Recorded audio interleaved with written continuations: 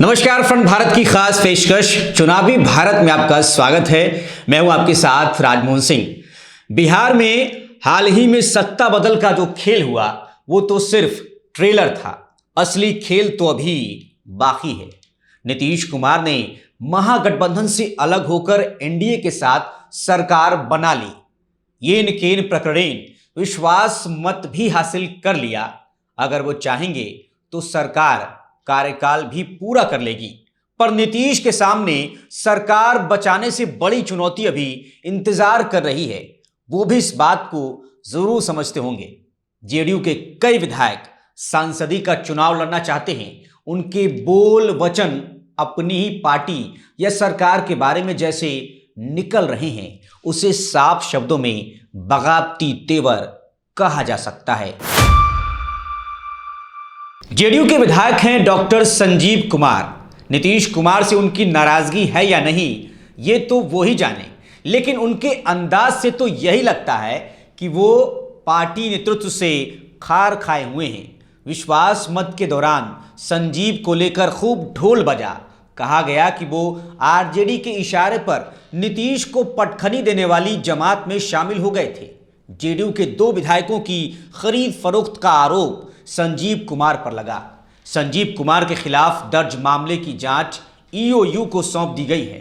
हालांकि तमाम शिकवा शिकायत के बावजूद संजीव विश्वास मत में शामिल हुए, नीतीश का साथ भी दिया।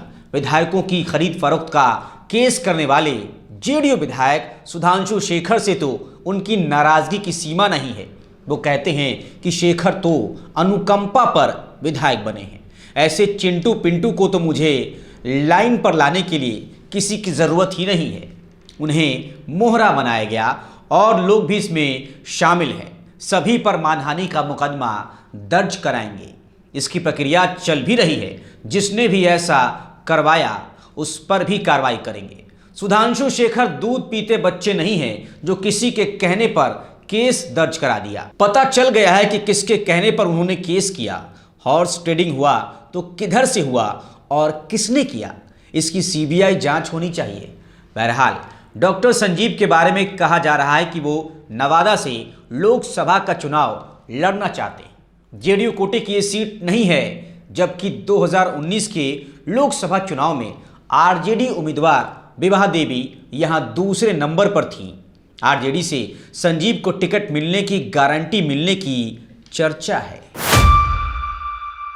नीतीश के एक और नगीने हैं जेडीयू के बड़बोले विधायक गोपाल मंडल।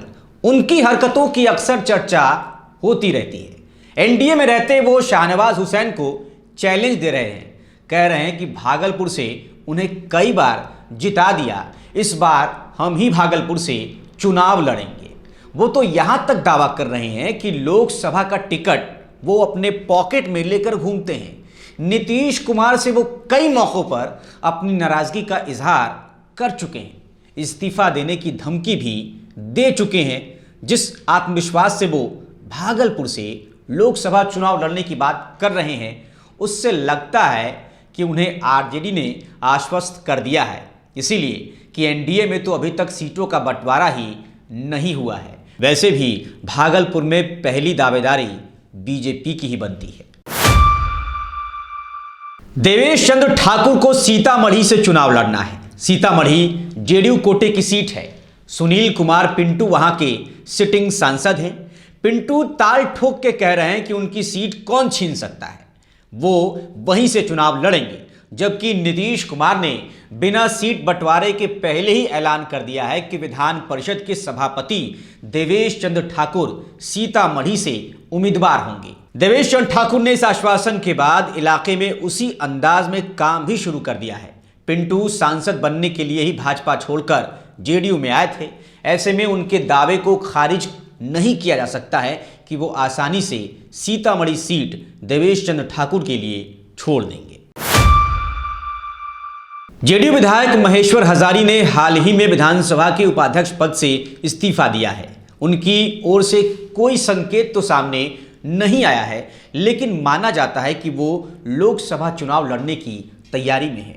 हालांकि ये भी चर्चा है कि नीतीश अपने मंत्रिमंडल का जब विस्तार करेंगे तो उन्हें मंत्री बनाया जाएगा।